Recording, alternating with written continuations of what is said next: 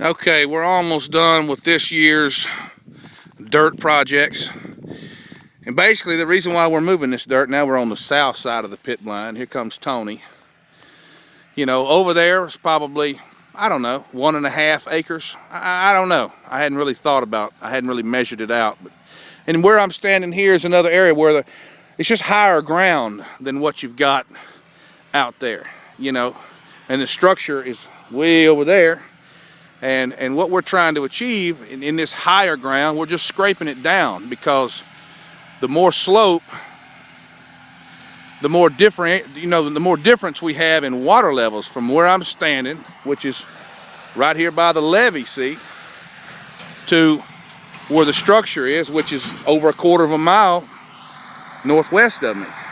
So Tony's coming in here, and we're like I said, we're trying to pull at least 2 inches out of here. But basically, so if we're full in this pond, which would be about 18 inches of water on the deep end, you know, I'd like to have a good amount of water on this end. I don't want just 4 or 5 inches, you know, I like to have 6 or 8 inches. So that's why we're doing all this nonsense. Plus, we need the dirt to build up our road. We do this a little bit every year. I'm gonna show you how it happens inside that machine there. See, he's digging, and it just keeps loading itself up. It just keeps on loading and keeps rolling more dirt in there. This grass makes it difficult. He may stop because we're running out of dirt here. This area is much smaller than on the other side of that pit blind, but the grass makes it much more difficult for loading. But you got to get the grass on out, so that's what we do.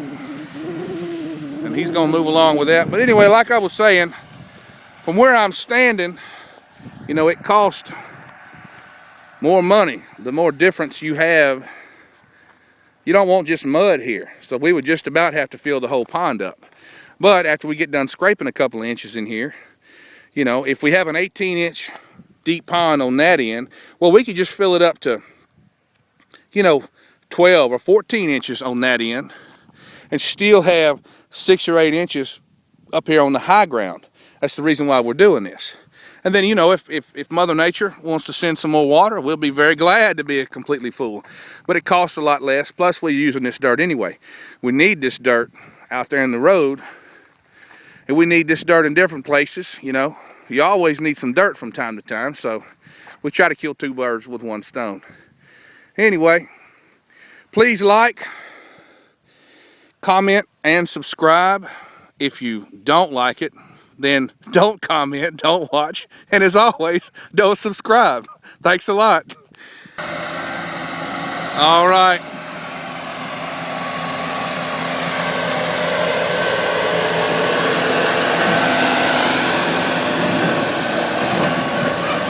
Now he's going to start digging. That was a low spot right there, so.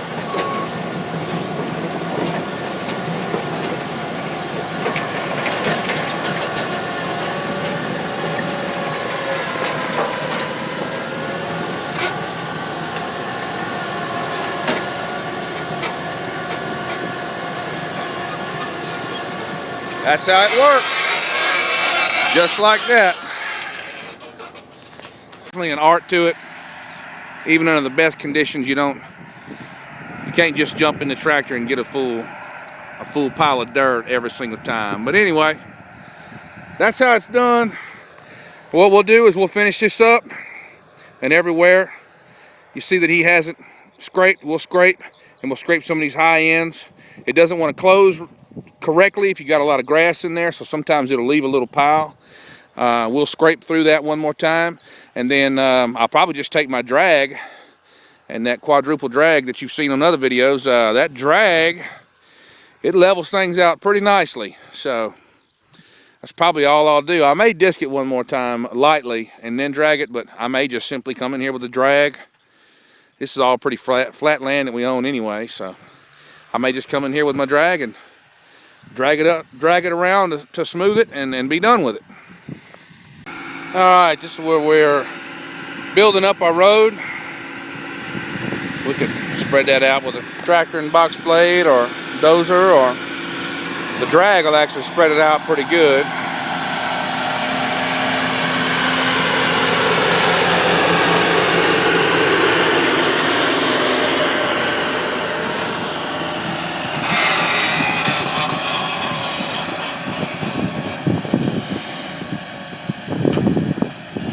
And he added about, I don't know, 12 or 13 more feet to the road.